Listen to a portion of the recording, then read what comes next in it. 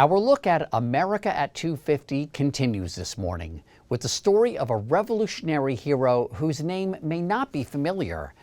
But if you look around these United States, he's certainly not been forgotten. No surprise there are more memorials in the U.S. to George Washington than of any other hero of the Revolutionary War. But close on his heels, you guessed it, Polish-born military engineer Thaddeus Kosciuszko.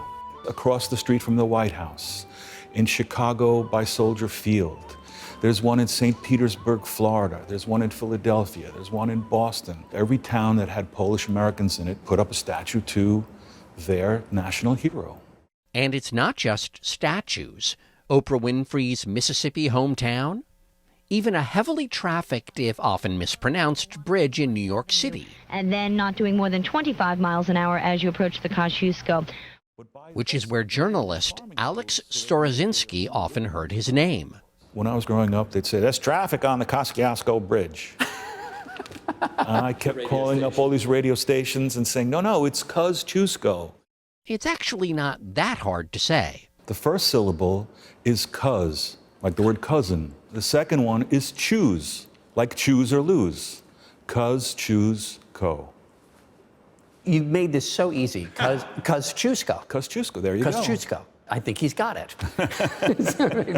But now, this was a name that was once very well known in this country, yes?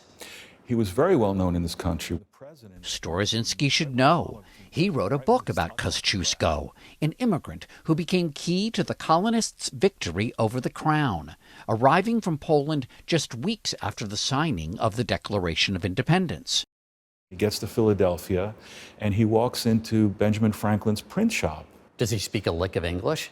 No, but Benjamin Franklin spoke French. And he said, "I want to take your test for military engineering." And Benjamin Franklin says, "Our test for what?" This is really a startup, this revolution. The whole country was a startup at that point. Right. After designing fortifications to protect the city of brotherly love, Kosciuszko went on to distinguish himself in the field of battle, crucially at Saratoga, where his plans are credited with turning the tide of the war in favor of the Patriots and attracting the attention of the Army's commanding general, George Washington. The two would first meet a few months later, 60 miles north of New York City, at a strategic outpost known as West Point.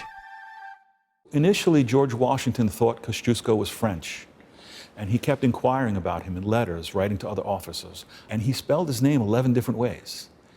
And when he finally met Kosciuszko in West Point, he said, "Wow, this guy knows what he's doing." So he learned how to spell his name properly. He learned how to pronounce it properly. George Washington called West Point the key to the continent. Because if you control this river... You control this river, then you control water access all the way from New York City to Quebec in Canada. So if the British control that river, the rebellion in New England is cut off. It's cut off completely. Colonel Sean Scully is a professor of history at the U.S. Military Academy at West Point. He says that by the time Kosciuszko arrived here in April of 1778, Patriot forces had in place a rudimentary mechanism to keep the Hudson out of the hands of the British. A massive iron chain that would be stretched across the river to deter boats from crossing. This had to be strong to stop a warship. We're not sure if they rammed it, if it would actually have held, but it doesn't matter because no British captain is going to risk one of His Majesty's vessels by testing it out. But to protect that chain, Kosciuszko, who understood the importance of defending from higher ground, engineered a series of forts perched above the water. A plan so sophisticated for the time, Benedict Arnold tried to sell it to the British in an act of treason that would forever define his name.